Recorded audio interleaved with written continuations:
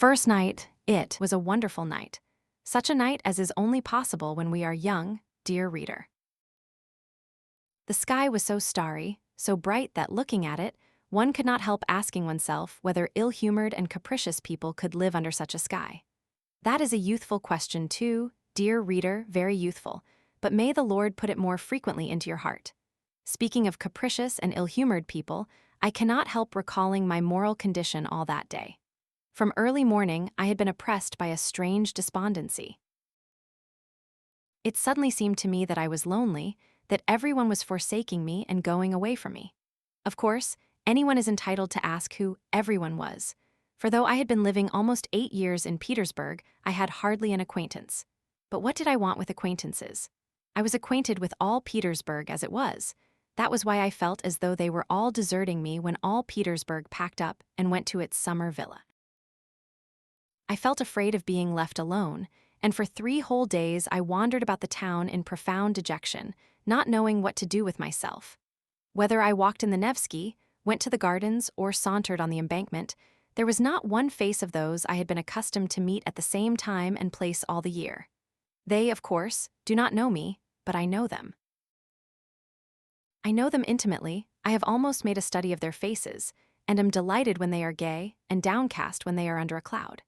I have almost struck up a friendship with one old man whom I meet every blessed day at the same hour in Fontanka. Such a grave, pensive countenance. He is always whispering to himself and brandishing his left arm, while in his right hand he holds a long gnarled stick with a gold knob. He even notices me and takes a warm interest in me. If I happen not to be at a certain time in the same spot in Fontanka, I am certain he feels disappointed. That is how it is that we almost bow to each other, especially when we are both in good humor. The other day, when we had not seen each other for 2 days and met on the third, we were actually touching our hats, but, realizing in time, dropped our hands and passed each other with a look of interest. I know the houses too. As I walk along, they seem to run forward in the streets to look out at me from every window and almost to say, "Good morning. How do you do? I am quite well, thank God, and I am to have a new story in May," or "FIRST, how are you? I am being redecorated tomorrow," or "I was almost burnt down and had such a fright," and so on. I have my favorites among them. Some are dear friends. One of them intends to be treated by the architect this summer. I shall go every day on purpose to see that the operation is not a failure. God forbid. But I shall never forget an incident with a very pretty little house of a light pink color. It was such a charming little brick house, it looked so hospitably at me, and so proudly at its ungainly neighbors, that my heart rejoiced whenever I happened to pass it. Suddenly last week I walked along the street, and when I looked at my friend I heard a plaintive, "They are painting me yellow." The villains. The barbarians.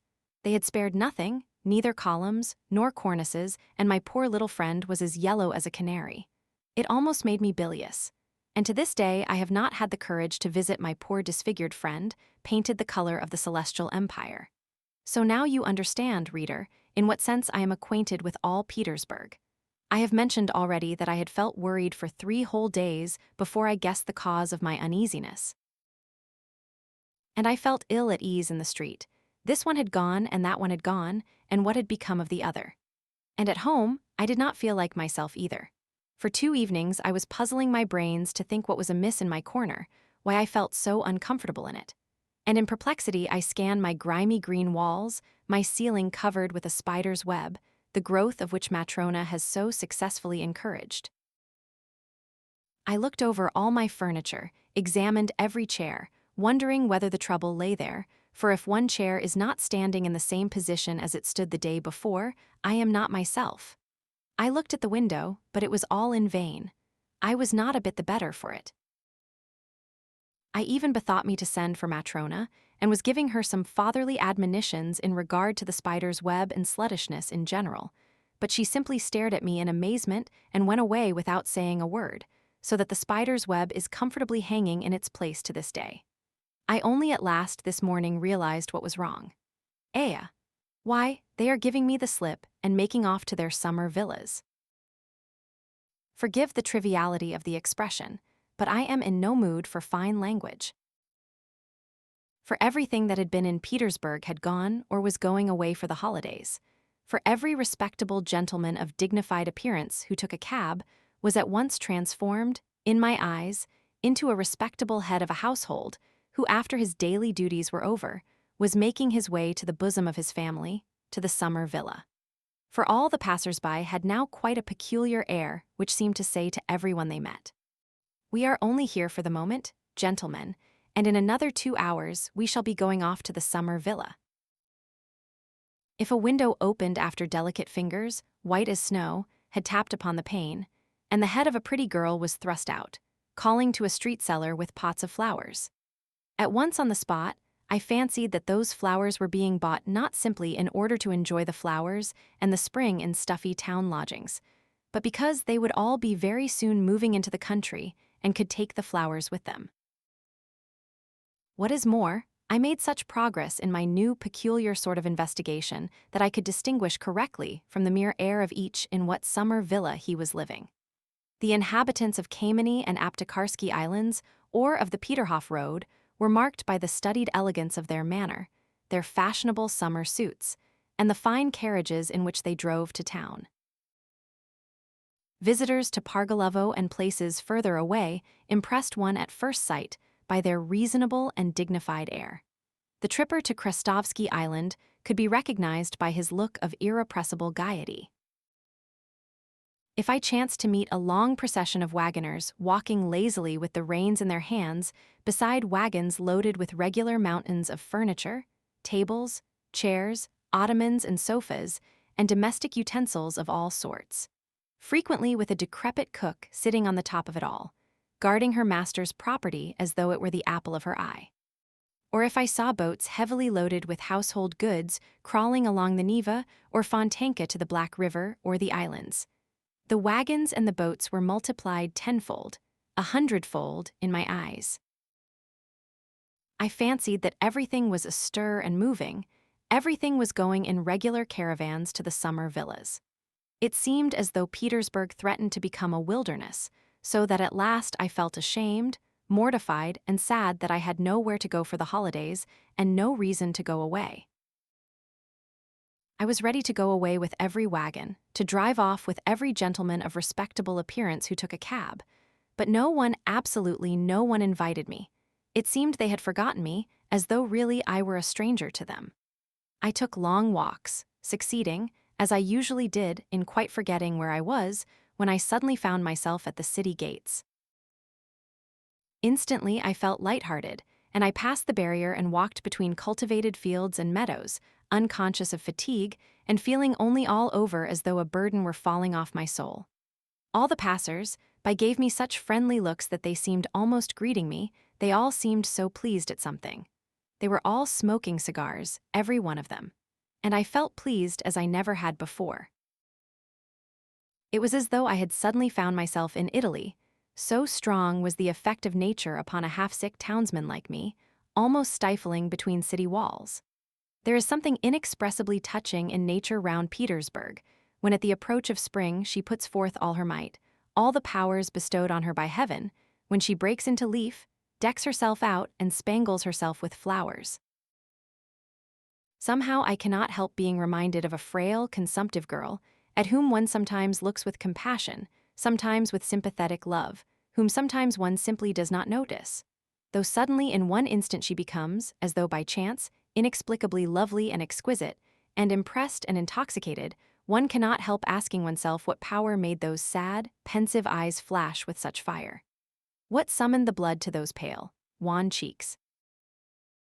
What bathed with passion those soft features? What set that bosom heaving? What so suddenly called strength, life, and beauty into the poor girl's face, making it gleam with such a smile, kindle with such bright, sparkling laughter? You look round, you seek for someone, you conjecture.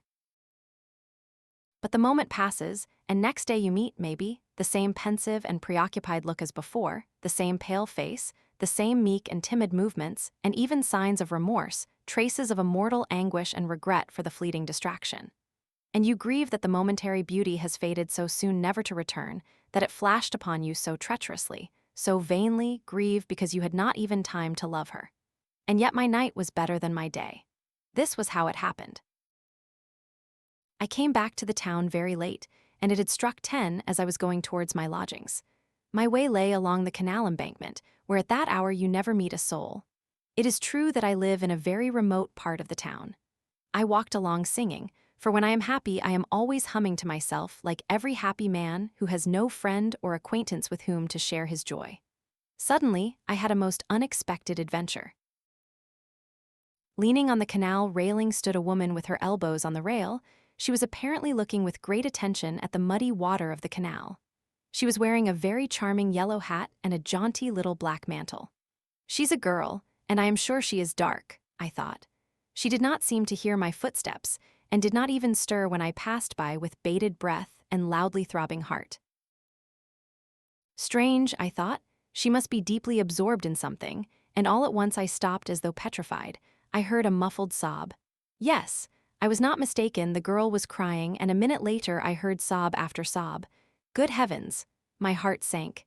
And timid as I was with women, yet this was such a moment. I turned, took a step towards her, and should certainly have pronounced the word madam. If I had not known that that exclamation has been uttered 1,000 times in every Russian society novel, it was only that reflection stopped me. But while I was seeking for a word, the girl came to herself, looked round, started, cast down her eyes, and slipped by me along the embankment. I at once followed her, but she, divining this, left the embankment, crossed the road, and walked along the pavement. I dared not cross the street after her. My heart was fluttering like a captured bird. All at once a chance came to my aid. Along the same side of the pavement there suddenly came into sight, not far from the girl, a gentleman in evening dress, of dignified years, though by no means of dignified carriage. He was staggering and cautiously leaning against the wall. The girl flew straight as an arrow, with the timid haste one sees in all girls who do not want anyone to volunteer to accompany them home at night, and no doubt the staggering gentleman would not have pursued her, if my good luck had not prompted him. Suddenly, without a word to anyone, the gentleman set off and flew full speed in pursuit of my unknown lady. She was racing like the wind, but the staggering gentleman was overtook her. The girl uttered a shriek, and I bless my luck for the excellent knotted stick, which happened on that occasion to be in my right hand. In a flash I was on the other side of the street. In a flash the obtrusive gentleman had taken in the position, had grasped the irresistible argument, fallen back without a word, and only when we were very far away protested against my action in rather vigorous language. But his words hardly reached us. "Give me your arm," I said to the girl, "and he won't dare to annoy us further." She took my arm without a word, still trembling with excitement and terror. Oh, obtrusive gentleman, how I blessed you at that moment. I stole a glance at her. She was very charming and dark, I had guessed right. On her black eyelashes there still glistened a tear from her recent terror or her former grief, I don't know, but there was already a gleam of a smile on her lips. She too stole a glance at me, faintly blushed, and looked down. "There, you see, why did you drive me away? If I had been here, nothing would have happened. But I did not know you, I thought that you too. Why, do you know me now? A little. Here, for instance, why are you trembling? Oh, you are right at the first guess." I answered, delighted that my girl had intelligence. That is never out of place in company with beauty. "Yes, from the first glance you have guessed the sort of man you have to do with." "Precisely, I am shy with women, I am agitated, I don't deny it, as much so as you were a minute ago when that gentleman alarmed you. I am in some alarm now. It's like a dream, and I never guessed even in my sleep that I should ever talk with any woman." "What, really?" "Yes, if my arm trembles, it is because it has never been held by a pretty little hand like yours. I am a complete stranger to women, that is, I have never been used to them. You see, I am alone. I don't even know how to talk to them. Here, I don't know now whether I have not said something silly to you. Tell me frankly, I assure you beforehand that I am not quick to take offense." "No, nothing, quite the contrary. And if you insist on my speaking frankly, I will tell you that women like such timidity. And if you want to know more, I like it too, and I won't drive you away till I get home." "You will make me," I said, breathless with delight, "lose my timidity and then farewell to all my chances." "Chances? What chances of what? That's not so nice." "I beg your pardon, I am sorry, it was a slip of the tongue, but how can you expect one at such a moment to have no desire? To be liked, eh? Well, yes, but do, for goodness sake, be kind. Think what I am. Here, I am 26 and I have never seen anyone. How can I speak well, tactfully, and to the point?" It will seem better to you when I have told you everything openly. I don't know how to be silent when my heart is speaking. Well, never mind. Believe me, not one woman, never, never, no acquaintance of any sort. And I do nothing but dream every day that at last I shall meet someone. Oh, if only you knew how often I have been in love in that way. How? With whom? Why, with no one, with an ideal, with the one I dream of in my sleep. I make up regular romances in my dreams. Ah, you don't know me. It's true, of course, I have met 2 or 3 women, but what sort of women were they? They were all landladies that. But I shall make you laugh if I tell you that I have several times thought of speaking, just simply speaking, to some aristocratic lady in the street. When she is alone, I need hardly say. Speaking to her, of course, timidly, respectfully, passionately. Telling her that I am perishing in solitude, begging her not to send me away. Saying that I have no chance of making the acquaintance of any woman. Impressing upon her that it is a positive duty for a woman not to repulse so timid a prayer from such a luckless man as me. That in fact, all I ask is that she should say 2 or 3 sisterly words with sympathy, should not repulse me at first sight, should take me on trust and listen to what I say, should laugh at me if she likes, encourage me, say 2 words to me, only 2 words, even though we never meet again afterwards. But you are laughing. However, that is why I am telling you. Don't be vexed, I am only laughing at your being your own enemy, and if you had tried you would have succeeded perhaps, even though it had been in the street. The simpler the better. No kind-hearted woman, unless she were stupid or, still more, vexed about something at the moment, could bring herself to send you away without those 2 words which you ask for so timidly. But what am I saying? Of course she would take you for a madman. I was judging by myself, I know a good deal about other people's lives. Oh, thank you, I cried. You don't know what you have done for me now. I am glad, but tell me, how did you find out that I was the sort of woman with whom you think worthy of attention and friendship? In fact, not a landlady as you say. What made you decide to come up to me? What made me? But you were alone, that gentleman was too insolent, it's night. You must admit that it was a duty. No, I mean before, on the other side, you know you meant to come up to me. On the other side, really I don't know how to answer, I am afraid to. Do you know I have been happy today? I walked along singing, I went out into the country, I have never had such happy moments. Perhaps it was my fancy. Forgive me for referring to it, I fancied you were crying and I could not bear to hear it. It made my heart ache. Oh, my goodness. Surely I might be troubled about you. Surely there was no harm in feeling brotherly compassion for you. I beg your pardon, I said compassion. Well, in short, surely you would not be offended at my involuntary impulse to go up to you. Stop, that's enough, don't talk of it, said the girl, looking down and pressing my hand. It's my fault for having spoken of it, but I am glad I was not mistaken in you. But here I am home, I must go down this turning, it's 2 steps from here. Goodbye, thank you. Surely you don't mean that we shall never see each other again. Surely this is not to be the end. You see, said the girl, laughing, at first you only wanted 2 words and now, however, I won't say anything, perhaps we shall meet. I shall come here tomorrow, I said. Oh, forgive me, I am already making demands. Yes, you are not very patient, you are almost insisting. Listen, I interrupted her. Forgive me if I tell you something else. I tell you what, I can't help coming here tomorrow, I am a dreamer. I have so little real life that I look upon such moments as this now, as so rare, that I cannot help going over such moments again in my dreams. I shall be dreaming of you all night, a whole week, a whole year. I shall certainly come here tomorrow, just here to this place, just at the same hour, and I shall be happy remembering today. This place is dear to me already. I have already 2 or 3 such places in Petersburg. I once shed tears over memories. Like you, who knows, perhaps you were weeping 10 minutes ago over some memory. But forgive me, I have forgotten myself again. Perhaps you have once been particularly happy here. Very good, said the girl. Perhaps I will come here tomorrow too, at 10 o'clock. I see that I can't forbid you. The fact is, I have to be here. Don't imagine that I am making an appointment with you. I tell you beforehand that I have to be here on my own account. Well, I tell you straight out, I don't mind if you do come. To begin with, something unpleasant might happen as it did today, but never mind that. In short, I should simply like to see you, to say 2 words to you. Only mind, you must not think the worse of me now. Don't think I make appointments so lightly. I shouldn't make it except that, but let that be my secret. Only a compact beforehand. A compact. Speak, tell me all beforehand. I agree to anything, I am ready for anything, I cried, delighted. I answer for myself, I will be obedient, respectful, you know me. It's just because I do know you that I ask you to come tomorrow, said the girl, laughing. I know you perfectly. But mind you will come on the condition, in the first place, only be good, do what I ask, you see, I speak frankly, you won't fall in love with me. That's impossible, I assure you.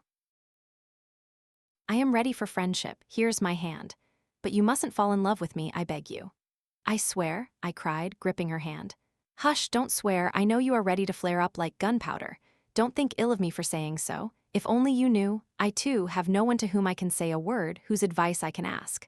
Of course, one does not look for an advisor in the street, but you are an exception. I know you as though we had been friends for 20 years. You won't deceive me, will you? You will see. The only thing is, I don't know how I am going to survive the next 24 hours. Sleep soundly. Good night, and remember that I have trusted you already. But you exclaimed so nicely just now, surely one can't be held responsible for every feeling, even for brotherly sympathy. Do you know, that was so nicely said that the idea struck me at once that I might confide in you. For God's sake do. But about what? What is it? Wait till tomorrow. Meanwhile, let that be a secret. So much the better for you, it will give it a faint flavor of romance. Perhaps I will tell you tomorrow, and perhaps not. I will talk to you a little more beforehand, we will get to know each other better. Oh yes, I will tell you all about myself tomorrow, but what has happened? It is as though a miracle had befallen me. My God, where am I?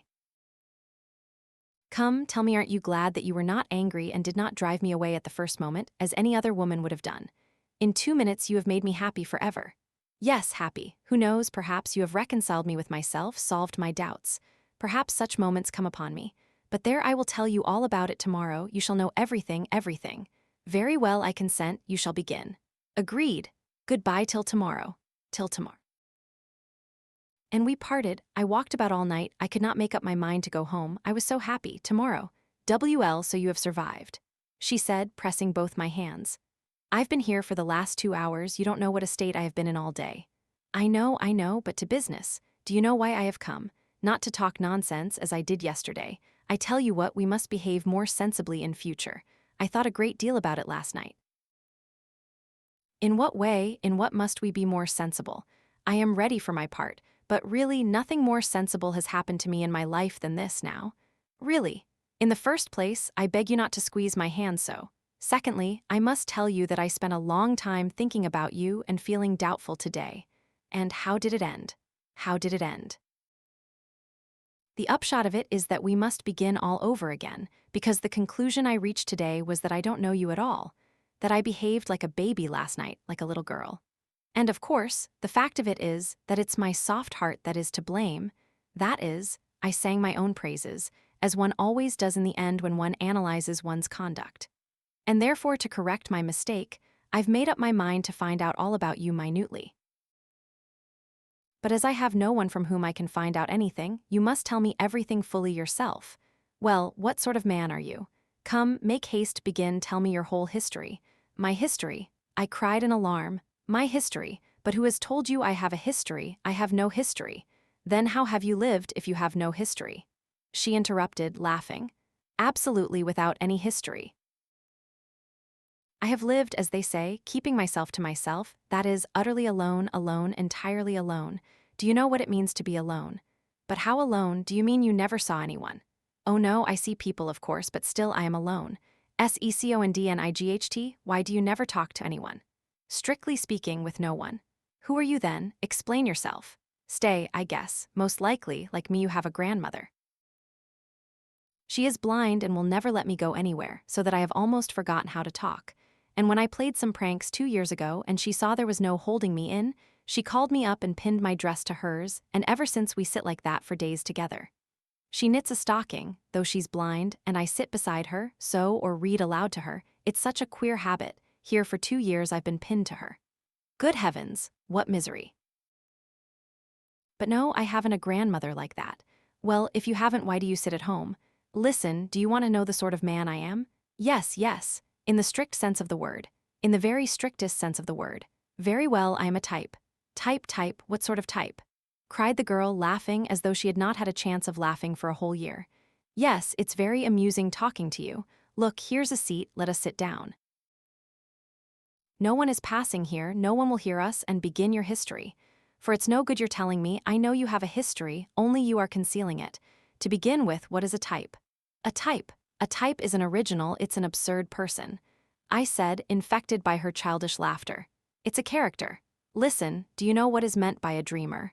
A dreamer? Indeed, I should think I do know. I am a dreamer myself. Sometimes, as I sit by grandmother, all sorts of things come into my head. Why, when one begins dreaming, one lets one's fancy run away with one. Why, I marry a Chinese prince. Though sometimes it is a good thing to dream. But goodness knows, especially when one has something to think of apart from dreams, added the girl, this time rather seriously. Excellent. If you have been married to a Chinese emperor, you will quite understand me. Come, listen.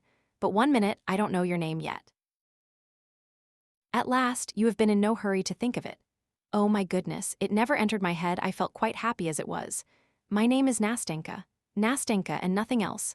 Nothing else. Why, is not that enough for you, you insatiable person? Not enough. On the contrary, it's a great deal, a very great deal, Nastenka, you kind girl, if you are Nastenka for me from the first. Quite so. Well. Well, listen, Nastenka, now for this absurd history. I sat down beside her, assumed a pedantically serious attitude, and began as though reading from a manuscript. There are, Nastenka, though you may not know it, strange nooks in Petersburg. It seems as though the same sun as shines for all Petersburg people does not peep into those spots, but some other different new one, bespoken expressly for those nooks, and it throws a different light on everything. In these corners, dear Nastenka, quite a different life is lived, quite unlike the life that is surging round us, but such as perhaps exists in some unknown realm, not among us in our serious, over-serious time. Well, that life is a mixture of something purely fantastic, fervently ideal, with something, alas, Nastenka, dingily prosaic and ordinary, not to say incredibly vulgar. Phoo, good heavens, what a preface, what do I hear? Listen, Nastenka. It seems to me I shall never be tired of calling you Nastenka. Let me tell you that in these corners live strange people, dreamers. The dreamer, if you want an exact definition, is not a human being, but a creature of an intermediate sort. For the most part he settles in some inaccessible corner, as though hiding from the light of day. Once he slips into his corner, he grows to it like a snail. Or anyway, he is in that respect very much like that remarkable creature, which is an animal and a house both at once, and is called a tortoise. Why do you suppose he is so fond of his four walls, which are invariably painted green, grimy, dismal, and reeking unpardonably of tobacco smoke? Why is it that, when this absurd gentleman is visited by one of his few acquaintances, and he ends by getting rid of all his friends, why does this absurd person meet him with such embarrassment, changing countenance and overcome with confusion, as though he had only just committed some crime within his four walls? As though he had been forging counterfeit notes, or as though he were writing verses to be sent to a journal with an anonymous letter, in which he states that the real poet is dead, and that his friend thinks it his sacred duty to publish his things. Why, tell me, Nastenka, why is it conversation is not easy between the two friends? Why is there no laughter? Why does no lively word fly from the tongue of the perplexed newcomer, who at other times may be very fond of laughter, lively words, conversation about the fair sex, and other cheerful subjects? And why does this friend, probably a new friend and on his first visit, for there will hardly be a second, and the friend will never come again, why is the friend himself so confused, so tongue-tied in spite of his wit, if he has any, as he looks at the downcast face of his host, who in his turn becomes utterly helpless and at his wits' end after gigantic but fruitless efforts to smooth things over and enliven the conversation, to show his knowledge of polite society, to talk, too, of the fair sex, and by such humble endeavor, to please the poor man, who like a fish out of water has mistakenly come to visit him?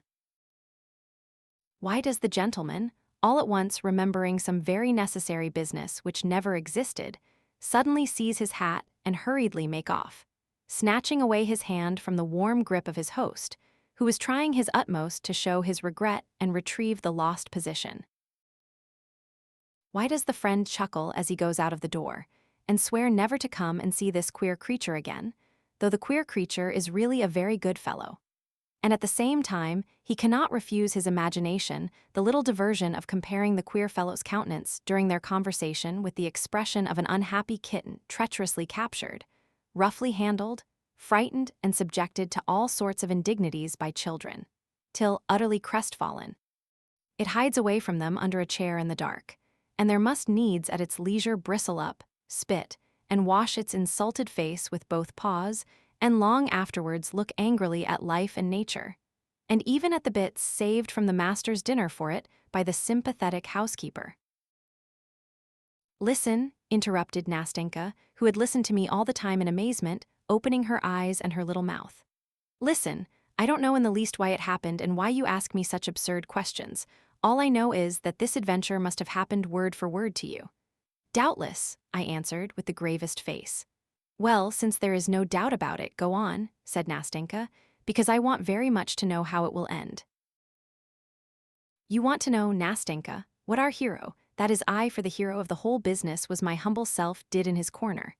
You want to know why I lost my head and was upset for the whole day by the unexpected visit of a friend. You want to know why I was so startled, why I blushed when the door of my room was opened, why I was not able to entertain my visitor, and why I was crushed under the weight of my own hospitality." "Why, yes, yes," answered Nastenka. "That's the point. Listen. You describe it all splendidly, but couldn't you perhaps describe it a little less splendidly? You talk as though you were reading it out of a book." "Nastenka," I answered in a stern and dignified voice, hardly able to keep from laughing, "dear Nastenka, I know I describe splendidly, but excuse me, I don't know how else to do it. At this moment, dear Nastenka, at this moment I am like the spirit of King Solomon, when, after lying 1,000 years under 7 seals in his urn, those 7 seals were at last taken off. At this moment, Nastenka, when we have met at last after such a long separation, for I have known you for ages, Nastenka, because I have been looking for someone for ages, and that is a sign that it was you I was looking for, and it was ordained that we should meet now. At this moment 1,000 valves have opened in my head, and I must let myself flow in a river of words, or I shall choke. And so I beg you not to interrupt me, Nastenka, but listen humbly and obediently, or I will be silent." "No, no, no, not at all. Go on, I won't say a word. I will continue. There is, my friend Nastenka, 1 hour in my day which I like extremely. That is the hour when almost all business, work and duties are over, and everyone is hurrying home to dinner, to lie down, to rest, and on the way all are cogitating on other more cheerful subjects relating to their evenings, their nights, and all the rest of their free time. At that hour our hero, for allow me, Nastenka, to tell my story in the third person, for one feels awfully ashamed to tell it in the first person, and so at that hour our hero, who had his work too, was pacing along after the others. But a strange feeling of pleasure set his pale, rather crumpled-looking face working. He looked not with indifference on the evening glow, which was slowly fading on the cold Petersburg sky. When I say he looked, I am lying. He did not look at it, but saw it as it were without realizing, as though tired or preoccupied with some other more interesting subject, so that he could scarcely spare a glance for anything about him. He was pleased because till next day he was released from business irksome to him, and happy as a schoolboy let out from the classroom to his games and mischief. Take a look at him, Nastenka. You will see at once that joyful emotion has already had an effect on his weak nerves and morbidly excited fancy. You see he is thinking of something. Of dinner, do you imagine? Of the evening. What is he looking at like that? Is it at that gentleman of dignified appearance who is bowing so picturesquely to the lady who rolls by in a carriage drawn by prancing horses? No, Nastenka, what are all those trivialities to him now? He is rich now with his own individual life. He has suddenly become rich, and it is not for nothing that the fading sunset sheds its farewell gleams so gaily before him and calls forth a swarm of impressions from his warmed heart. Now he hardly notices the road, on which the tiniest details at other times would strike him. Now the goddess of fancy, if you have read Zhukovsky, dear Nastenka, has already with fantastic hand spun her golden warp and begun weaving upon it patterns of marvelous magic life. And who knows, maybe, her fantastic hand has borne him to the 7th crystal, heaven far from the excellent granite pavement on which he was walking his way. Try stopping him now, ask him suddenly where he is standing now. Through what streets he is going, he will, probably remember nothing, neither where he is going nor where he is standing now. And flushing with vexation, he will certainly tell some lie to save appearances. That is why he starts, almost cries out, and looks round with horror when a respectable old lady stops him politely in the middle of the pavement and asks her way. Frowning with vexation, he strides on, scarcely noticing that more than one passerby smiles and turns round to look after him, and that a little girl, moving out of his way in alarm, laughs aloud, gazing open-eyed at his broad, meditative smile and gesticulations. But fancy catches up in its playful flight the old woman, the curious passers-by, and the laughing child, and the peasants spending their nights in their barges on Fontanka. Our hero, let us suppose, is walking along the canal side at that moment, and capriciously weaves everyone and everything into the canvas like a fly in a spider's web. And it is only after the queer fellow has returned to his comfortable den with fresh stores for his mind to work on, has sat down and finished his dinner, that he comes to himself, when Matrona, who waits upon him, always thoughtful and depressed, clears the table and gives him his pipe. He comes to himself then, and recalls with surprise that he has dined, though he has absolutely no notion how it has happened. It has grown dark in the room, his soul is sad and empty. The whole kingdom of fancies drops to pieces about him, drops to pieces without a trace, without a sound, floats away like a dream, and he cannot himself remember what he was dreaming. But a vague sensation faintly stirs his heart and sets it aching. Some new desire temptingly tickles and excites his fancy, and imperceptibly evokes a swarm of fresh phantoms. Stillness reigns in the little room, imagination is fostered by solitude and idleness. It is faintly smoldering, faintly simmering, like the water with which old Matrona is making her coffee as she moves quietly about in the kitchen close by. Now it breaks out spasmodically, and the book, picked up aimlessly and at random, drops from my dreamer's hand before he has reached the third page. His imagination is again stirred and at work, and again a new world, a new fascinating life opens vistas before him. A fresh dream, fresh happiness, a fresh rush of delicate, voluptuous poison. What is real life to him? To his corrupted eyes we live, you and I, Nastenka, so torpidly, slowly, insipidly. In his eyes we are all so dissatisfied with our fate, so exhausted by our life. And truly, see how at first sight everything is cold, morose, as though ill-humored among us. Poor things. Thinks our dreamer, and it is no wonder that he thinks it. Look at these magic phantasms, which so enchantingly, so whimsically, so carelessly and freely group before him in such a magic, animated picture, in which the most prominent figure in the foreground is of course himself, our dreamer, in his precious person. See what varied adventures, what an endless swarm of ecstatic dreams. You ask perhaps what he is dreaming of. Why ask that? Why, of everything. Of the lot of the poet, first unrecognized, then crowned with laurels. Of friendship with Hoffmann, St. Bartholomew's Night, of Diana Vernon, of playing the hero at the taking of Kazan by Ivan Vassilievich, of Clara Mowbray, of Effie Deans, of the council of the prelates and Huss before them, of the rising of the dead in Robert the Devil. Do you remember the music? It smells of the churchyard. Of Minna and Brenda, of the Battle of Berezina, of the reading of a poem at Countess V.D. Of Danton, of Cleopatra I sue Amenti, of a little house in Columna, of a little home of one's own, and beside one a dear creature who listens to one on a winter's evening, opening her little mouth and eyes as you are listening to me now, my angel. No, Nastenka, what is there? What is there for him, voluptuous sluggard, in this life, for which you and I have such a longing? He thinks that this is a poor, pitiful life, not foreseeing that for him too, maybe, sometime the mournful hour may strike, when for one day of that pitiful life he would give all his years of fantasy, and would give them not only for joy and for happiness, but without caring to make distinctions in that hour of sadness, remorse, and unchecked grief. But so far that threatening has not arrived. He desires nothing, because he is superior to all desire, because he has everything, because he is satiated, because he is the artist of his own life, and creates it for himself every hour to suit his latest whim. And you know this fantastic world of fairyland is so easily, so naturally created, as though it were not a delusion. Indeed, he is ready to believe at some moments that all this life is not suggested by feeling, is not mirage, not a delusion of the imagination, but that it is concrete, real, substantial. Why is it, Nastenka? Why is it at such moments one holds one's breath?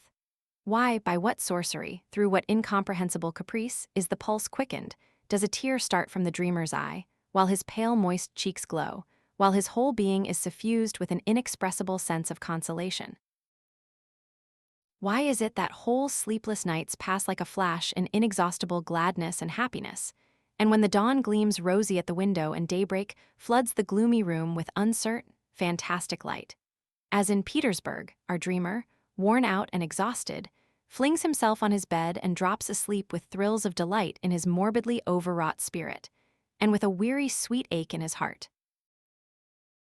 Yes, Nastenka, one deceives oneself and unconsciously believes that real true passion is stirring one's soul. One unconsciously believes that there is something living, tangible in one's immaterial dreams. And is it delusion? Here love, for instance, is bound up with all its fathomless joy, all its torturing agonies in his bosom. Only look at him and you will be convinced. Would you believe, looking at him, dear Nastenka, that he has never known her whom he loves in his ecstatic dreams? Can it be that he has only seen her in seductive visions, and that this passion has been nothing but a dream?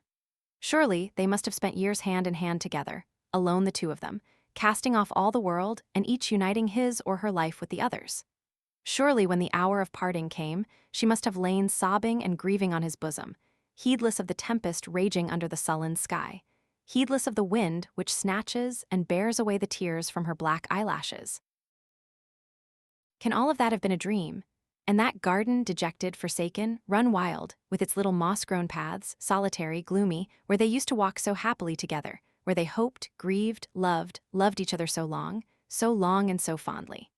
And that queer ancestral house where she spent so many years lonely and sad with her morose old husband, always silent and splenetic, who frightened them, while timid as children they hid their love from each other.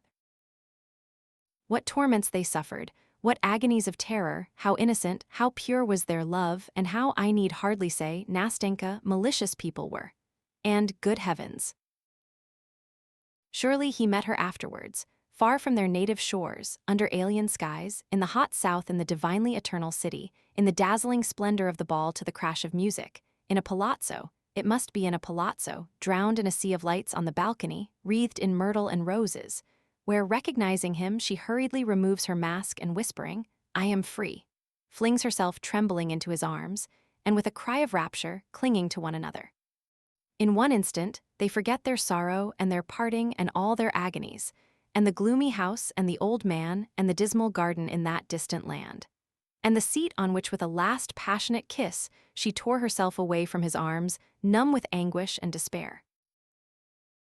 Oh, Nastenka, you must admit that one would start, betray confusion, and blush like a schoolboy who has just stuffed in his pocket an apple stolen from a neighbor's garden, when your uninvited visitor, some stalwart, lanky fellow, a festive soul fond of a joke, opens your door and shouts out as though nothing were happening. "My dear boy, I have this minute come from Pavlovsk." My goodness. The old count is dead, unutterable happiness is close at hand, and people arrive from Pavlovsk. Finishing my pathetic appeal, I paused pathetically. I remembered that I had an intense desire to force myself to laugh, for I was already feeling that a malignant demon was stirring within me, that there was a lump in my throat, that my chin was beginning to twitch, and that my eyes were growing more and more moist. I expected Nastenka, who listened to me opening her clever eyes, would break into her childish, irrepressible laugh. And I was already regretting that I had gone so far, that I had unnecessarily described what had long been simmering in my heart, about which I could speak as though from a written account of it, because I had long ago passed judgment on myself and now could not resist reading it, making my confession without expecting to be understood. But to my surprise she was silent, waiting a little, then she faintly pressed my hand and with timid sympathy asked, "Surely you haven't lived like that all your life?" "All my life, Nastenka," I answered. "All my life, and it seems to me I shall go on so to the end." "No, that won't do," she said uneasily. "That must not be, and so maybe I shall spend all my life beside grandmother. Do you know, it is not at all good to live like that." "I know, Nastenka, I know," I cried, unable to restrain my feelings longer. And I realize now more than ever that I have lost all my best years. And now I know it and feel it more painfully from recognizing that God has sent me you, my good angel, to tell me that and show it. Now that I sit beside you and talk to you, it is strange for me to think of the future. For in the future, there is loneliness again this musty, useless life. And what shall I have to dream of when I have been so happy in reality beside you? Oh, may you be blessed, dear girl, for not having repulsed me at first, for enabling me to say that for 2 evenings at least I have lived. Oh, no, no, cried Nastenka, and tears glistened in her eyes. No, it mustn't be so anymore. We must not part like that. What are 2 evenings? Oh, Nastenka, Nastenka, do you know how far you have reconciled me to myself? Do you know now that I shall not think so ill of myself as I have at some moments? Do you know that maybe I shall leave off grieving over the crime and sin of my life? For such a life is a crime and a sin. And do not imagine that I have been exaggerating anything. For goodness sake, don't think that, Nastenka. For at times such misery comes over me, such misery. Because it begins to seem to me at such times that I am incapable of beginning a life in real life. Because it has seemed to me that I have lost all touch, all instinct for the actual, the real. Because at last I have cursed myself. Because after my fantastic nights, I have moments of returning sobriety, which are awful. Meanwhile, you hear the whirl and roar of the crowd in the vortex of life around you. You hear, you see, men living in reality.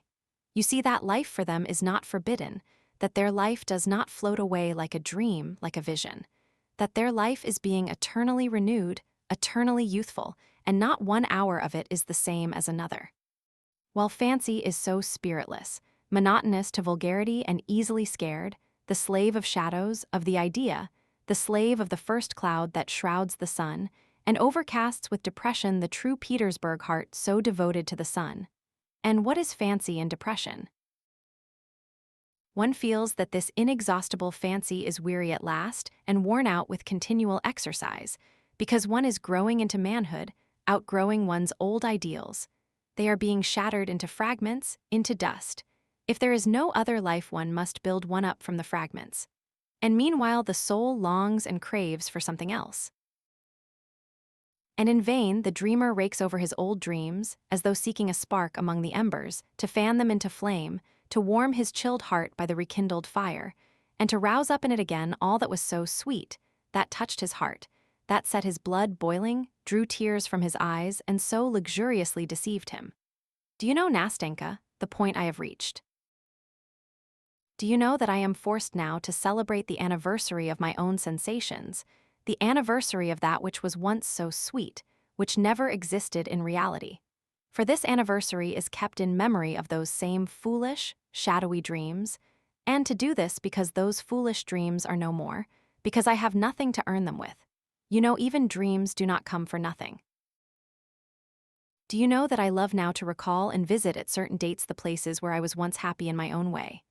I love to build up my present in harmony with the irrevocable past, and I often wander like a shadow, aimless, sad, and dejected, about the streets and crooked lanes of Petersburg. What memories they are! To remember, for instance, that here just a year ago, just at this time, at this hour, on this pavement, I wandered just as lonely, just as dejected as today. And one remembers that then one's dreams were sad, and though the past was no better, one feels as though it had somehow been better, and that life was more peaceful, that one was free from the black thoughts that haunt one now, that one was free from the gnawing of conscience, the gloomy, sullen gnawing which now gives me no rest by day or by night. And one asks oneself, where are one's dreams? And one shakes one's head and says how rapidly the years fly by. And again one asks oneself, what has one done with one's years? Where have you buried your best days? Have you lived or not? Look, one says to oneself, look how cold the world is growing. Some more years will pass, and after them will come gloomy solitude. Then will come old age trembling on its crutch, and after it misery and desolation. Your fantastic world will grow pale, your dreams will fade and die and will fall like the yellow leaves from the trees. Oh, Nastenka.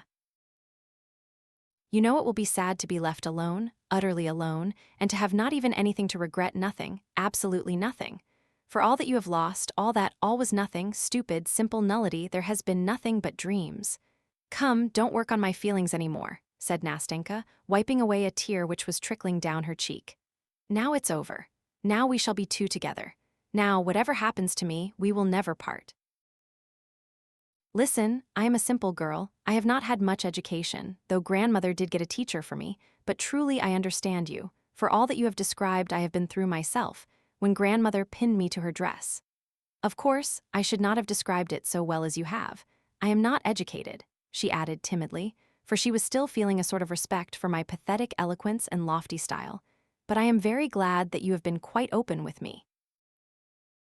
Now I know you thoroughly, all of you, and do you know what? I want to tell you my history too, all without concealment, and after that you must give me advice. You are a very clever man. Will you promise to give me advice? Ah, Nastenka, I cried. Though I have never given advice, still less sensible advice, yet I see now that if we always go on like this that it will be very sensible, and that each of us will give the other a great deal of sensible advice. Well, my pretty Nastenka, what sort of advice do you want? Tell me frankly. At this moment I am so gay and happy, so bold and sensible that it won't be difficult for me to find words. No, Nastenka interrupted, laughing. I don't only want sensible advice, I want warm brotherly advice as though you had been fond of me all your life. Agreed, Nastenka, agreed. I cried, delighted. And if I had been fond of you for 20 years, I couldn't have been fonder of you than I am now. Your hand, said Nastenka. Here it is, said I, giving her my hand, and so let us begin my history. Nastenka's history, half my story you know already, that is, you know that I have an old grandmother. If the other half is as brief as that. I interrupted, laughing. Be quiet and listen. First of all, you must agree not to interrupt me, or else, perhaps I shall get in a muddle. Come, listen quietly. I have an old grandmother. I came into her hands when I was quite a little girl, for my father and mother are dead. It must be supposed that grandmother was once richer, for now she recalls better days. She taught me French and then got a teacher for me. When I was 15, and now I am 17, we gave up having lessons. It was at that time that I got into mischief. What I did I won't tell you. It's enough to say that it wasn't very important. But grandmother called me to her one morning and said that as she was blind she could not look after me. She took a pin and pinned my dress to hers and said that we should sit like that for the rest of our lives if, of course, I did not become a better girl. In fact, at first it was impossible to get away from her. I had to work, to read, and to study all beside grandmother. I tried to deceive her once and persuaded Fekla to sit in my place. Fekla is our charwoman. She is deaf. Fekla sat there instead of me. Grandmother was asleep in her armchair at the time, and I went off to see a friend close by. Well, it ended in trouble. Grandmother woke up while I was out and asked some questions. She thought I was still sitting quietly in my place. Fekla saw that grandmother was asking her something, but could not tell what it was. She wondered what to do, undid the pin, and ran away. At this point, Nastenka stopped and began laughing. I laughed with her. She left off at once. I tell you what, don't you laugh at grandmother. I laugh because it's funny. What can I do, since grandmother is like that, but yet I am fond of her in a way. Oh, well, I did catch it that time. I had to sit down in my place at once, and after that I was not allowed to stir. Oh, I forgot to tell you that our house belongs to us, that is to grandmother. It is a little wooden house with 3 windows as old as grandmother herself, with a little upper story. Well, there moved into our upper story a new lodger. Then you had an old lodger, I observed casually. Yes, of course, answered Nastenka, and one who knew how to hold his tongue better than you do. In fact, he hardly ever used his tongue at all. He was a dumb, blind, lame, dried-up little old man, so that at last he could not go on living, he died. So then we had to find a new lodger, for we could not live without a lodger. The rent, together with grandmother's pension, is almost all we have. But the new lodger, as luck would have it, was a young man, a stranger not of these parts. As he did not haggle over the rent, grandmother accepted him, and only afterwards she asked me, "Tell me, Nastenka, what is our lodger like? Is he young or old?" I did not want to lie, so I told grandmother that he wasn't exactly young and that he wasn't old. "And is he pleasant-looking?" asked grandmother. Again, I did not want to tell a lie. "Yes, he is pleasant-looking, grandmother," I said, and grandmother said, "Oh, what a nuisance, what a nuisance." I tell you this, grandchild, that you may not be looking after him. What times these are! Why, a paltry lodger like this, and he must be pleasant-looking too. It was very different in the old days. Grandmother was always regretting the old days, she was younger in old days, and the sun was warmer in old days, and cream did not turn so sour in old days, it was always the old days. I would sit still and hold my tongue and think to myself, why did grandmother suggest it to me? Why did she ask whether the lodger was young and good-looking? But that was all, I just thought it, began counting my stitches again, went on knitting my stocking, and forgot all about it. Well, one morning the lodger came in to see us. He asked about a promise to paper his rooms. One thing led to another. Grandmother was talkative, and she said, "Go, Nastenka, into my bedroom and bring me my reckoner." I jumped up at once. I blushed all over, I don't know why, and forgot I was sitting pinned to grandmother. Instead of quietly undoing the pin so that the lodger should not see, I jumped so that grandmother's chair moved. When I saw that the lodger knew all about me now, I blushed, stood still as though I had been shot, and suddenly began to cry. I felt so ashamed and miserable at that minute that I didn't know where to look. Grandmother called out, "What are you waiting for?" And I went on worse than ever. When the lodger saw that I was ashamed on his account, he bowed and went away at once. After that, I felt ready to die at the least sound in the passage. It's the lodger, I kept thinking. I stealthily undid the pin in case. But it always turned out not to be. He never came. A fortnight passed. The lodger sent word through Fyodor that he had a great number of French books, and that they were all good books that I might read, so would not grandmother like me to read them that I might not be dull? Grandmother agreed with gratitude, but kept asking if they were moral books, for if the books were immoral it would be out of the question, one would learn evil from them. And what should I learn, grandmother? What is there written in them?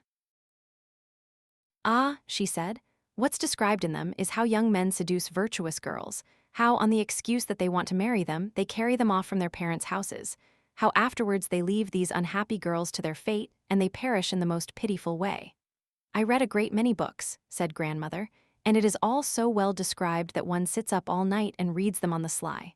So mind you don't read them, Nastenka, said she. What books has he sent? They are all Walter Scott's novels, grandmother. Walter Scott's novels, but stay, isn't there some trick about it? Look, hasn't he stuck a love letter among them? No, grandmother, I said, there isn't a love letter. But look under the binding, they sometimes stuff it under the bindings, the rascals. No, grandmother, there is nothing under the binding. Well, that's all right. So we began reading Walter Scott, and in a month or so we had read almost half. Then he sent us more and more. He sent us Pushkin, too, so that at last I could not get on without a book and left off dreaming of how fine it would be to marry a Chinese prince. That's how things were when I chanced one day to meet our lodger on the stairs. Grandmother had sent me to fetch something. He stopped, I blushed and he blushed. He laughed though, said good morning to me, asked after grandmother, and said, "Well, have you read the books?" I answered that I had. "Which did you like best?" he asked. I said, "Ivanhoe and Pushkin best of all," and so our talk ended for that time.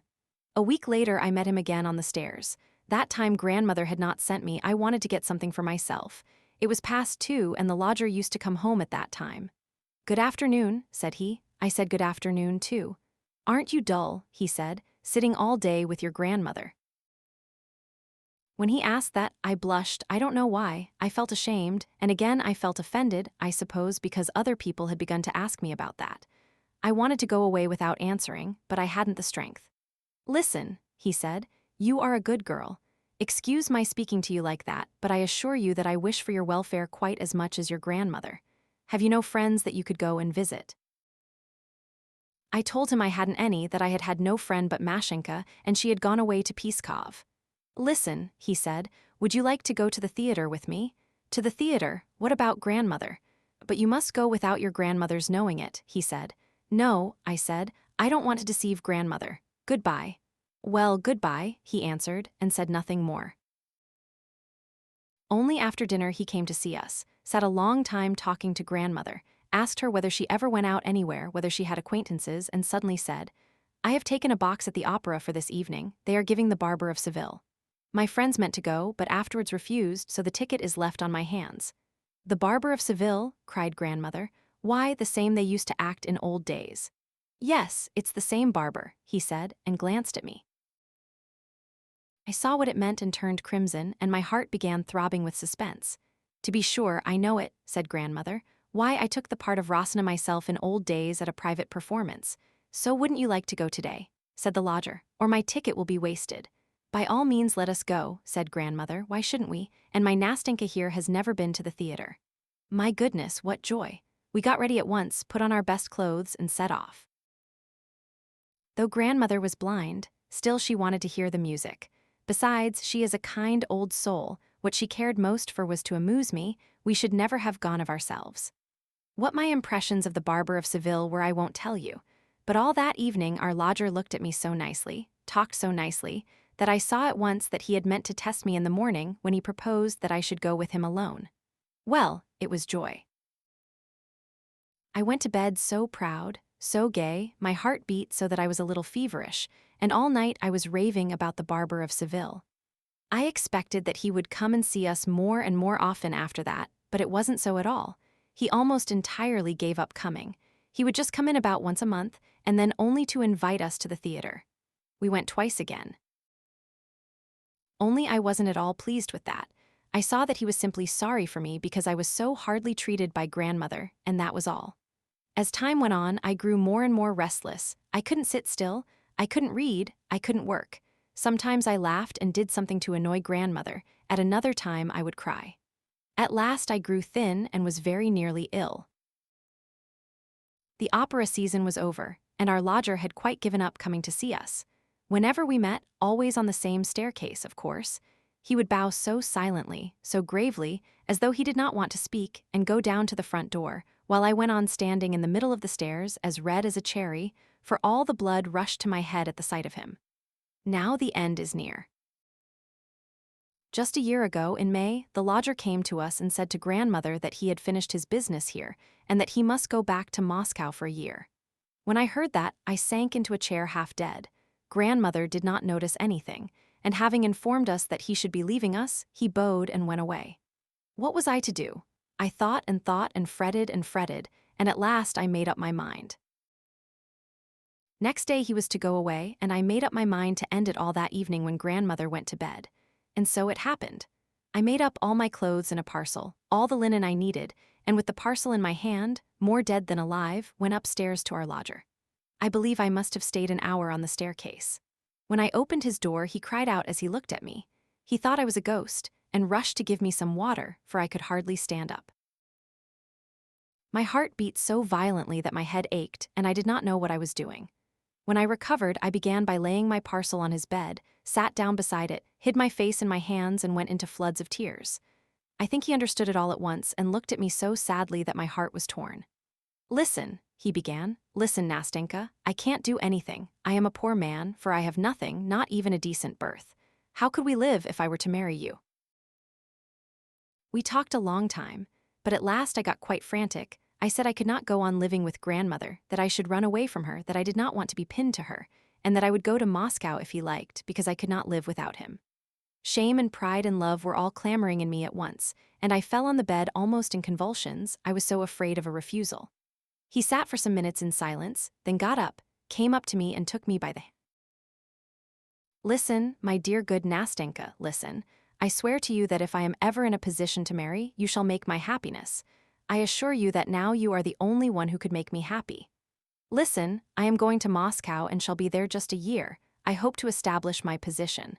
When I come back, if you still love me, I swear that we will be happy. Now it is impossible, I am not able, I have not the right to promise anything. Well, I repeat, if it is not within a year, it will certainly be some time. That is, of course, if you do not prefer anyone else, for I cannot and dare not bind you by any sort of promise." That was what he said to me, and next day he went away. We agreed together not to say a word to grandmother, that was his wish. Well, my history is nearly finished now. Just a year has passed. He has arrived, he has been here 3 days, and what? I cried, impatient to hear the end. "And up to now has not shown himself," answered Nastenka, as though screwing up all her courage. "There's no sign or sound of him." Here she stopped, paused for a minute, bent her head, and covering her face with her hands broke into such sobs that it sent a pang to my heart to hear them. I had not in the least expected such a denouement. "Nastenka," I began timidly in an ingratiating voice, "Nastenka, for goodness sake don't cry. How do you know? Perhaps he is not here yet." He is, Nastenka repeated. "He is here, and I know it. We made an agreement at the time that evening before he went away, when we said all that I have told you and had come to an understanding, then we came out here for a walk on this embankment. It was 10 o'clock, we sat on the seat. I was not crying then, it was sweet to me to hear what he said. And he said that he would come to us directly he arrived, and if I did not refuse him, then we would tell grandmother about it all. Now he is here, I know it, and yet he does not come. And again she burst into tears. Good God, can I do nothing to help you in your sorrow? I cried, jumping up from the seat in utter despair. Tell me, Nastenka, wouldn't it be possible for me to go to him? Would that be possible? She asked suddenly, raising her head. No, of course not, I said, pulling myself up, but I tell you what, write a letter. No, that's impossible, I can't do that, she answered with decision, bending her head and not looking at me. How impossible, why is it impossible? I went on, clinging to my idea. But Nastenka, it depends what sort of letter, there are letters and, Nastenka, I am right, trust to me, I will not give you bad advice. It can all be arranged. You took the first step, why not now? I can't, it would seem as though I were forcing myself on him. Ah, my good little Nastenka, I said, hardly able to conceal a smile. No, you have a right to, in fact, because he made you a promise. Besides, I can see from everything that he is a man of delicate feeling, that he behaved very well, I went on, more and more carried away by the logic of my own arguments and convictions. How did he behave?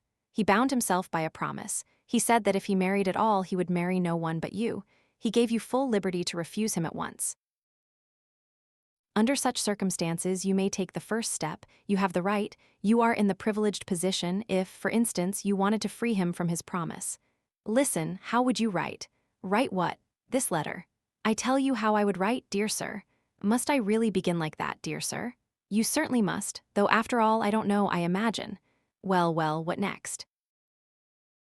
Dear sir, I must apologize for, but no, there's no need to apologize, the fact itself justifies everything. Write simply, yes, that's exactly what I was thinking, cried Nastenka, and her eyes beamed with delight. Oh, you have solved my difficulties. God has sent you to me. Thank you. What for? For God's sending me? I answered, looking delighted at her joyful little face. Why, yes, for that too. Ah, Nastenka. Why, one thanks some people for being alive at the same time with one. I thank you for having met me, for my being able to remember you all my life. Well, enough. But now I tell you what, listen. We made an agreement then that as soon as he arrived he would let me know, by leaving a letter with some good simple people of my acquaintance who know nothing about it. Or, if it were impossible to write a letter to me, for a letter does not always tell everything, he would be here at 10 o'clock on the day he arrived, where we had arranged to meet. I know he has arrived already, but now it's the third day, and there's no sign of him and no letter. It's impossible for me to get away from grandmother in the morning. Give my letter tomorrow to those kind people I am writing to you. Forgive me my impatience, but I have been happy for a whole year in hope. Am I to blame for being unable to endure a day of doubt now? Now that you have come, perhaps you have changed your mind. If so, this letter is to tell you that I do not repine, nor blame you. I do not blame you because I have no power over your heart, such is my fate. You are an honorable man. You will not smile or be vexed at these impatient lines. Remember, they are written by a poor girl, that she is alone, that she has no one to direct her, no one to advise her, and that she herself could never control her heart. But forgive me that a doubt has stolen, if only for one instant, into my heart. You are not capable of insulting, even in thought, her who so loved and so loves you. Spoke to you about, they will send it on to him, and if there is an answer you bring it tomorrow at 10 o'clock. But the letter, you see, you must write the letter first, so perhaps it must all be the day after tomorrow. The letter, said Nastenka, a little confused, the letter, but she did not finish. At first she turned her little face away from me, flushed like a rose, and suddenly I felt in my hand a letter which had evidently been written long before, all ready and sealed up. A familiar, sweet, and charming reminiscence floated through my mind. R-O-R-O S-I-C, Anna, I began. Rasana.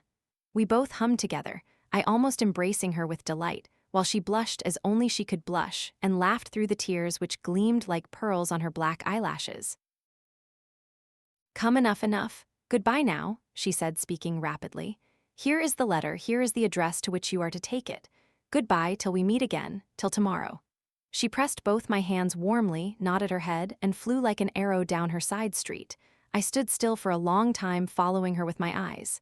Till tomorrow, was ringing in my ears as she vanished from my sight. T.O. was a gloomy, rainy day without a glimmer of sunlight, like the old age before me. I am oppressed by such strange thoughts, such gloomy sensations.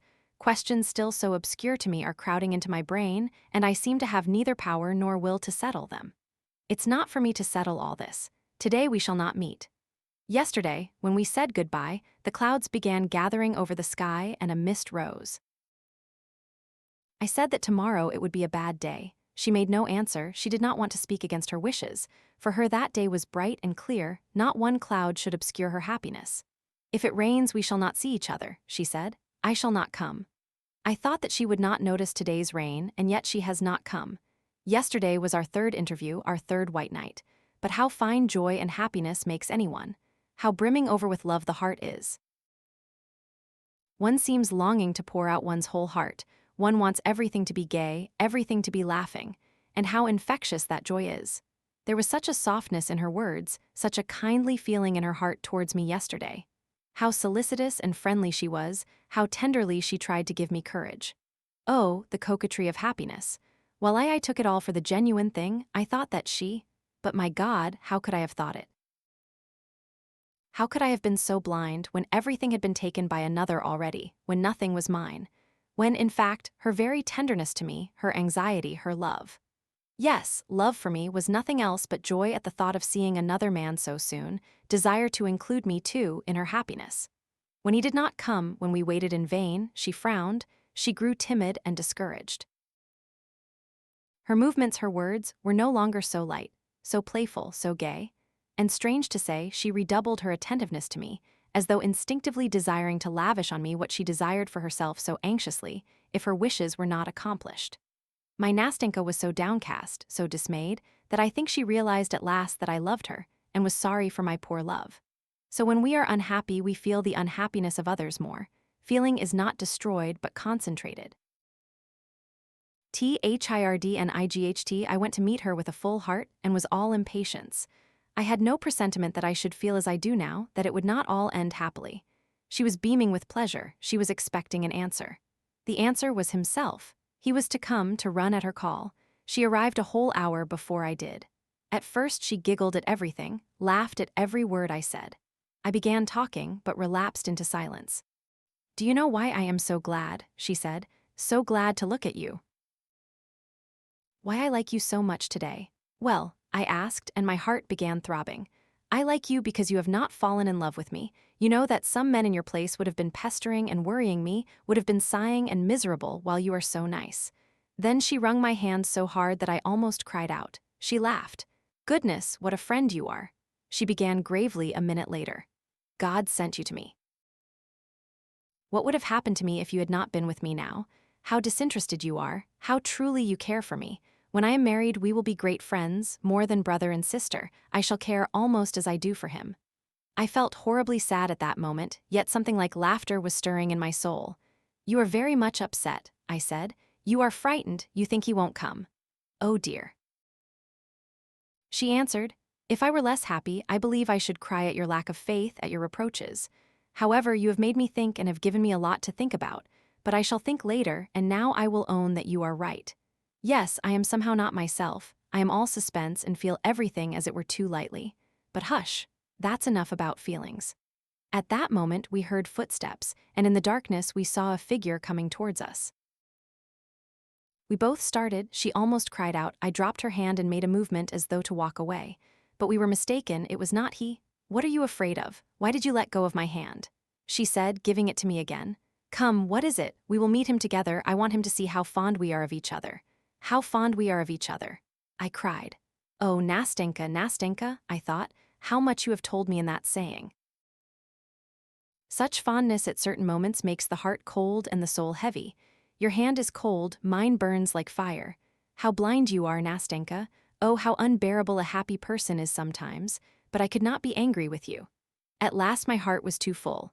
"Listen, Nastenka," I cried. "Do you know how it has been with me all day?" "Why, how, tell me quickly. Why have you said nothing all this time?" To begin with, Nastenka, when I had carried out all your commissions, given the letter, gone to see your good friends then I went home and went to bed. Is that all? She interrupted, laughing. Yes, almost all, I answered, restraining myself, for foolish tears were already starting into my eyes. I woke an hour before our appointment, and yet, as it were, I had not been asleep. I don't know what happened to me. I came to tell you all about it, feeling as though time were standing still, feeling as though one sensation, one feeling must remain with me from that time forever. Feeling as though 1 minute must go on for all eternity, and as though all life had come to a standstill for me.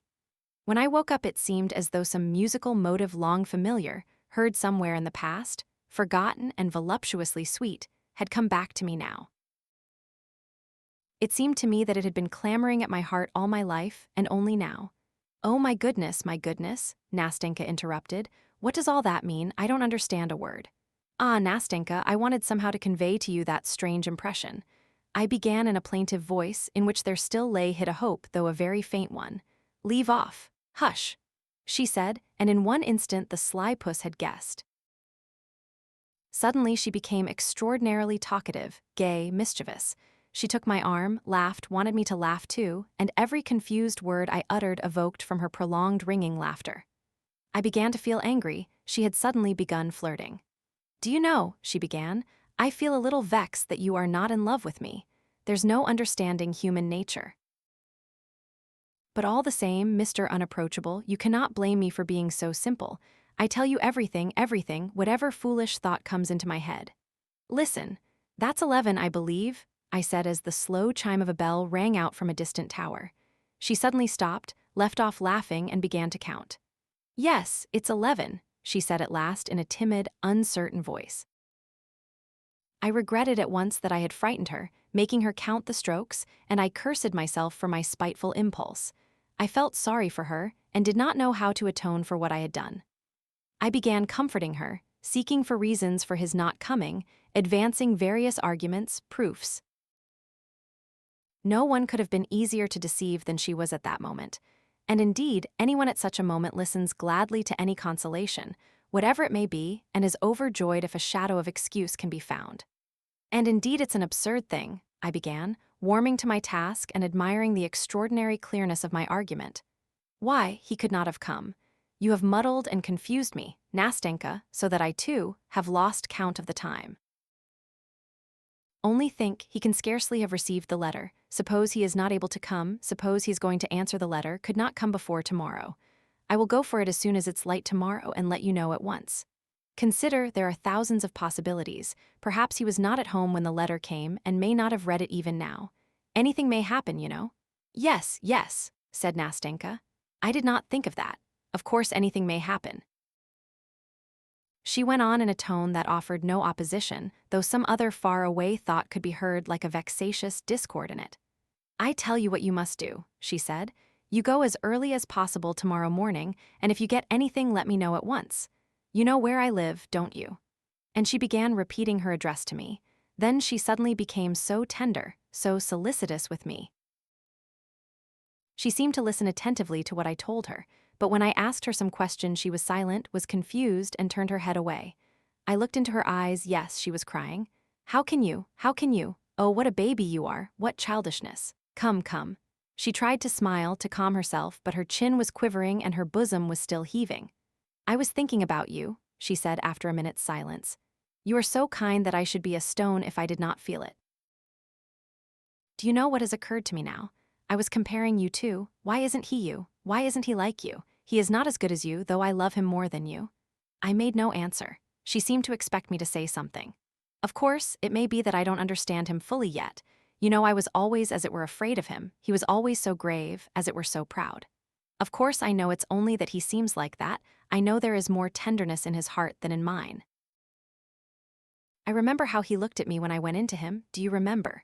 With my bundle, but yet I respect him too much, and doesn't that show that we are not equals? No, Nastenka, no, I answered.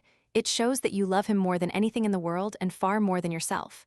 Yes, supposing that is so, answered Nastenka naively. But do you know what strikes me now? Only I am not talking about him now, but speaking generally. All this came into my mind some time ago. Tell me, how is it that we can't all be like brothers together? Why is it that even the best of men always seem to hide something from other people and to keep something back? Why not say straight out what is in one's heart, when one knows that one is not speaking idly?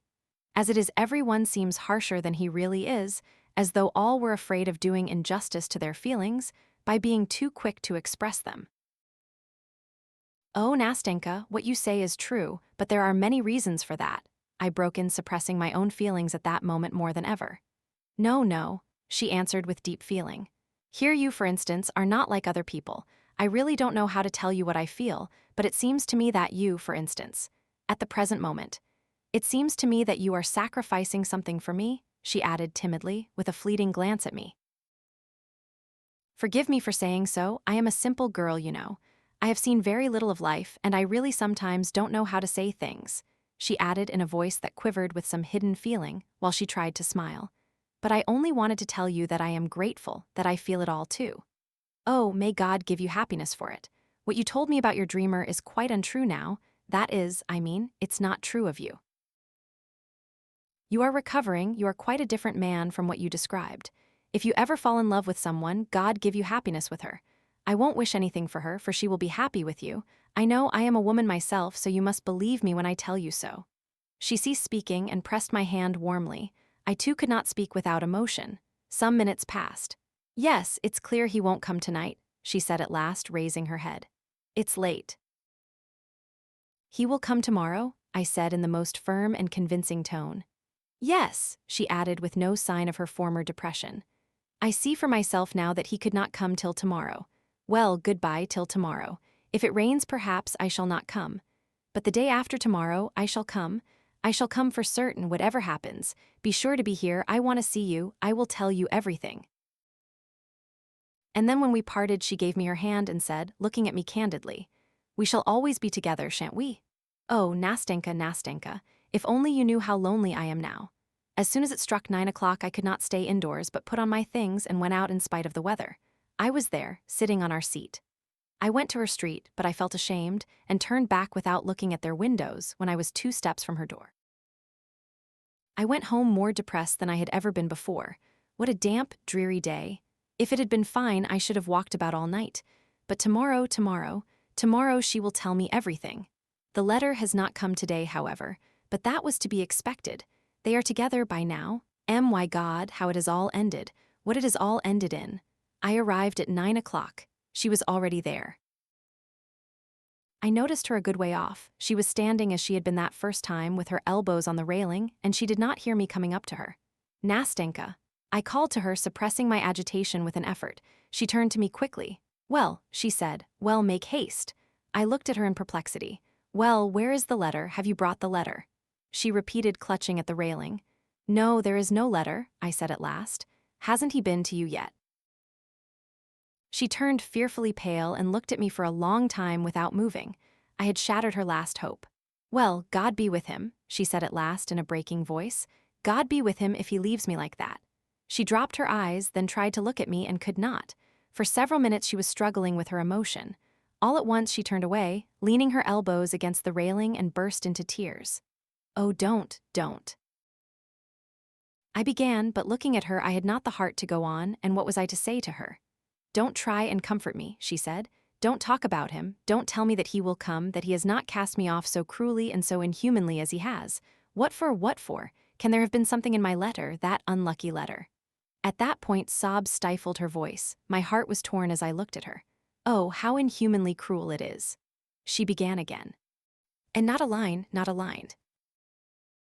He might at least have written that he does not want me, that he rejects me, but not a line for 3 days.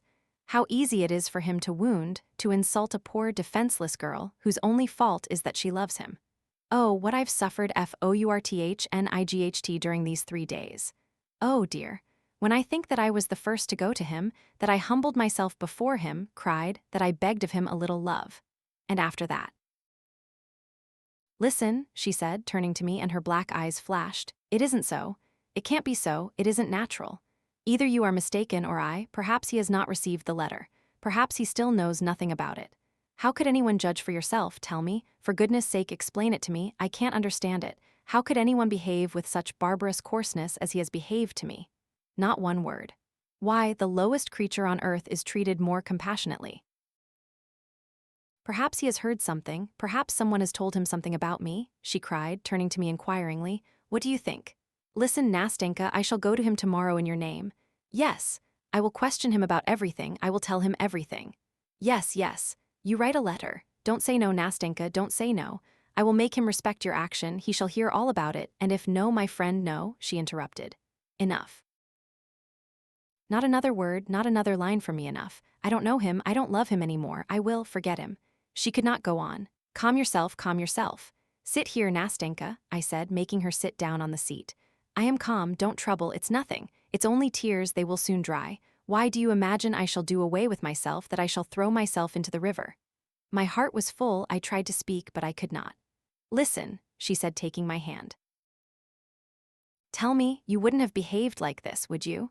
You would not have abandoned a girl who had come to you of herself. You would not have thrown into her face a shameless taunt at her weak, foolish heart. You would have taken care of her. You would have realized that she was alone, that she did not know how to look after herself, that she could not guard herself from loving you, that it was not her fault, that she had done nothing. Oh dear, Nastenka. I cried at last, unable to control my emotion. Nastenka, you torture me, you wound my heart, you are killing me, Nastenka. I cannot be silent, I must speak at last, give utterance to what is surging in my heart. As I said this, I got up from the seat. She took my hand and looked at me in surprise. What is the matter with you? She said at last. Listen, I said resolutely. Listen to me, Nastenka. What I am going to say to you now is all nonsense, all impossible, all stupid. I know that this can never be, but I cannot be silent. For the sake of what you are suffering now, I beg you beforehand to forgive me. What is it? What is it? She said, drying her tears and looking at me intently, while a strange curiosity gleamed in her astonished eyes. What is the matter? It's impossible, but I love you, Nastenka. There it is. Now everything is told, I said with a wave of my hand. Now you will see whether you can go on talking to me as you did just now, whether you can listen to what I am going to say to you. Well, what then? Nastenka interrupted me. What of it? I knew you loved me long ago, only I always thought that you simply liked me very much. Oh dear, oh dear. At first it was simply liking, Nastenka, but now, I am just in the same position as you were when you went to him with your bundle. In a worse position than you, Nastenka, because he cared for no one else as you do. What are you saying to me? I don't understand you in the least. But tell me, what's this for? I don't mean what for, but why are you? So suddenly, oh dear, I am talking nonsense. But you. And Nastenka broke off in confusion. Her cheeks flamed, she dropped her eyes. What's to be done, Nastenka? What am I to do? I am to blame. I have abused you. But no, I am not to blame, Nastenka. I feel that I know that because my heart tells me I am right, for I cannot hurt you in any way, I cannot wound you. I was your friend, but I am still your friend, I have betrayed no trust. Here my tears are falling, Nastenka. Let them flow, they don't hurt anybody. They will dry, Nastenka. Sit down, she said, making me sit down on the seat. Oh my God. No, Nastenka, I won't sit down, I cannot stay here any longer, you cannot see me again, I will tell you everything and go away. I only want to say that you would never have found out that I loved you. I should have kept my secret. I would not have worried you at such a moment with my egoism. No, but I could not resist it now, you spoke of it yourself, it is your fault and not mine, you cannot drive me away from you. No, I don't drive you away, no. Said Nastenka, concealing her confusion as best she could, poor child. You don't drive me away. No, but I meant to run from you myself. I will go away, but first I will tell you all, for when you were crying here I could not sit unmoved, when you wept, when you were in torture at being, I will speak of it, Nastenka, at being forsaken, at your love being repulsed. I felt that in my heart there was so much love for you, Nastenka, so much love. And it seemed so bitter that I could not help you with my love, that my heart was breaking and I could not be silent, I had to speak, Nastenka, I had to speak. Yes, tell me, talk to me, said Nastenka with an indescribable gesture. Perhaps you think it strange that I talk to you like this, but speak. I will tell you afterwards. I will tell you everything. You are sorry for me, Nastenka. You are simply sorry for me, my dear little friend. What's done can't be mended. What is said cannot be taken back. Isn't that so? Well, now you know, that's the starting point. Very well. Now it's all right, only listen. When you were sitting crying, I thought to myself, oh, let me tell you what I was thinking. I thought that, of course it cannot be, Nastenka. I thought that you somehow, quite apart from me, had ceased to love him.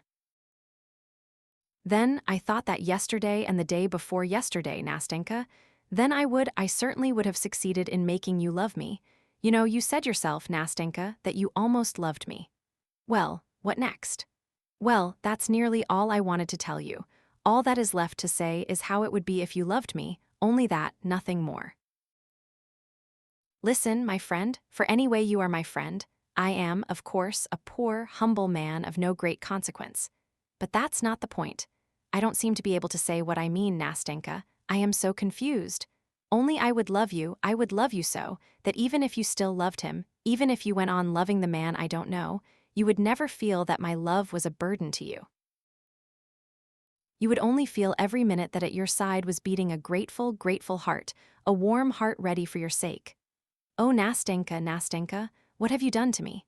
Don't cry, I don't want you to cry, said Nastenka, getting up quickly from the seat.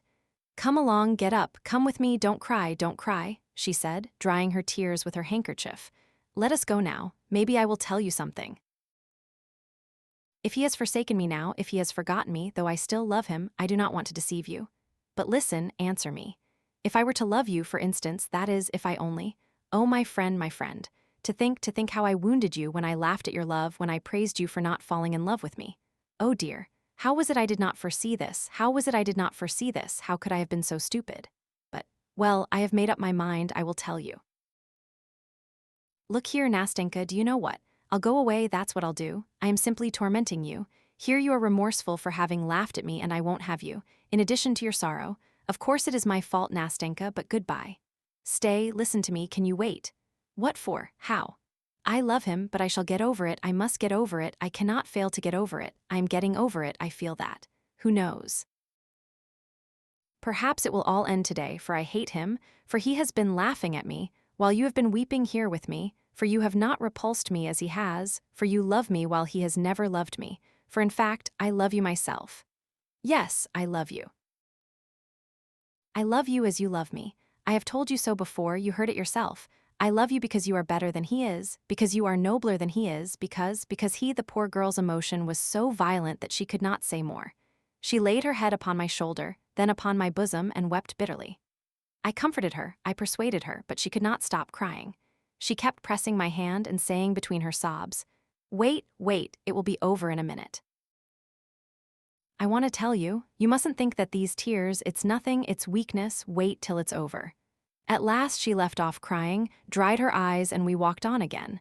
I wanted to speak, but she still begged me to wait. We were silent. At last she plucked up courage and began to speak.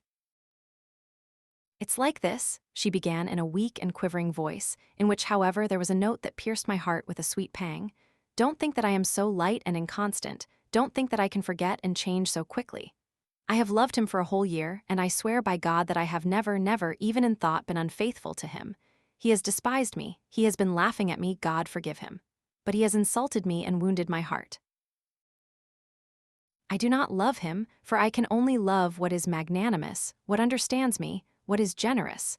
For I am like that myself, and he is not worthy of me. Well, that's enough of him. He has done better than if he had deceived my expectations later and shown me later what he was. Well, it's over. But who knows, my dear friend, she went on pressing my hand, who knows, perhaps my whole love was a mistaken feeling, a delusion, perhaps it began in mischief, in nonsense, because I was kept so strictly by grandmother. Perhaps I ought to love another man, not him, a different man who would have pity on me but don't let us say any more about that. Nastenka broke off, breathless with emotion. I only wanted to tell you.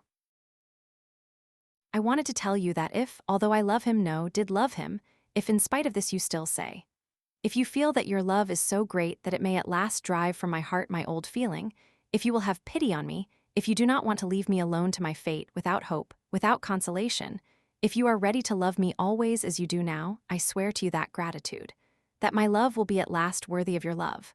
Will you take my hand? Nastenka. I cried breathless with sobs. Nastenka, oh Nastenka. Enough, enough. Well, now it's quite enough, she said, hardly able to control herself. Well, now all has been said, hasn't it, hasn't it? You are happy, I am happy too. Not another word about it, wait, spare me, talk of something else for God's sake. Yes, Nastenka, yes, enough about that, now I am happy. Yes, Nastenka, yes, let us talk of other things, let us make haste and talk. Yes, I am ready. And we did not know what to say. We laughed, we wept, we said thousands of things meaningless and incoherent. At one moment we walked along the pavement, then suddenly turned back and crossed the road. Then we stopped and went back again to the embankment. We were like children. I am living alone now, Nastenka, I began. But tomorrow. Of course you know, Nastenka, I am poor. I have only got 1,200 rubles, but that doesn't matter. Of course not, and Granny has her pension, so she will be no burden. We must take Granny. Of course we must take Granny, but there's Matrona. Yes, and we've got Fyodor too.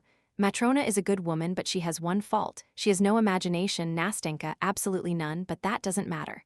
That's all right, they can live together, only you must move to us tomorrow. To you? How so? All right, I am ready. Yes, hire a room from us. We have a top floor, it's empty. We had an old lady lodging there, but she has gone away, and I know Granny would like to have a young man. I said to her, why a young man? And she said, oh, because I am old, only don't you fancy, Nastenka, that I want him as a husband for you. So I guessed it was with that idea. Oh, Nastenka, and we both laughed. Come, that's enough, but where do you live? I've forgot. Over that way, near X-Bridge, Baronikov's buildings. It's that big house. Yes, that big house. Oh, I know, a nice house, only you know you had better give it up and come to us as soon as possible. Tomorrow, Nastenka, tomorrow, I owe a little for my rent there, but that doesn't matter. I shall soon get my salary. And do you know, I will perhaps give lessons, I will learn something myself and then give lessons. Capital, and I shall soon get a bonus.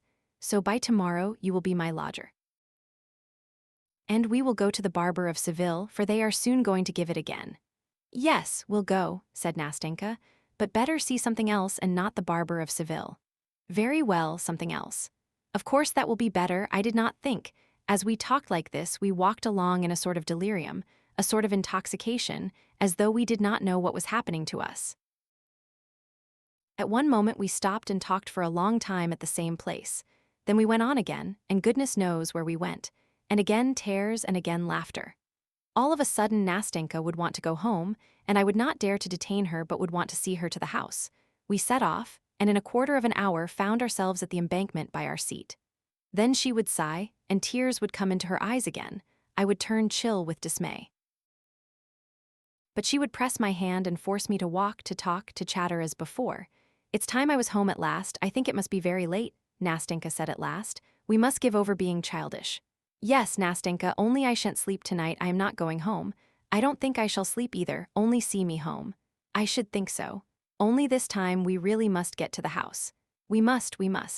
Honor bright, for you know one must go home sometime. Honor bright, I answered laughing. Well, come along, look at the sky, Nastenka, look, tomorrow it will be a lovely day, what a blue sky, what a moon.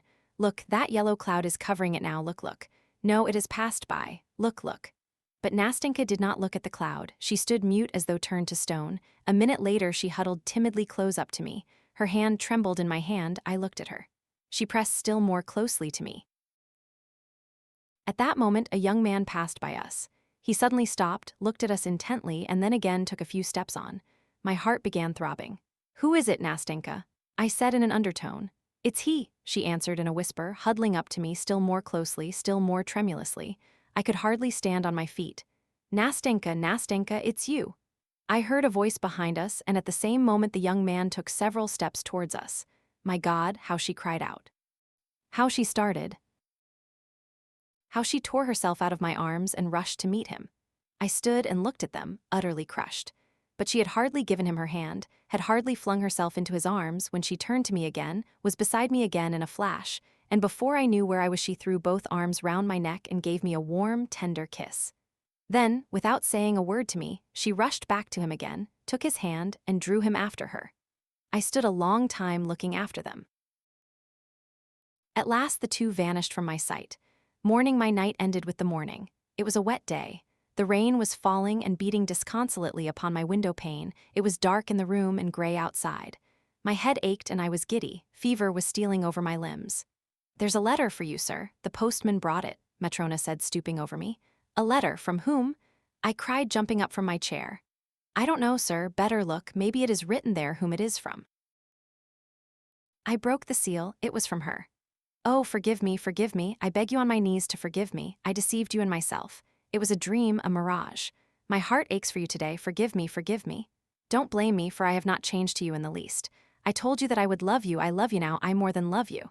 Oh my God, if only I could love you both at once. Oh, if only you were he. Oh, if only he were you, echoed in my mind.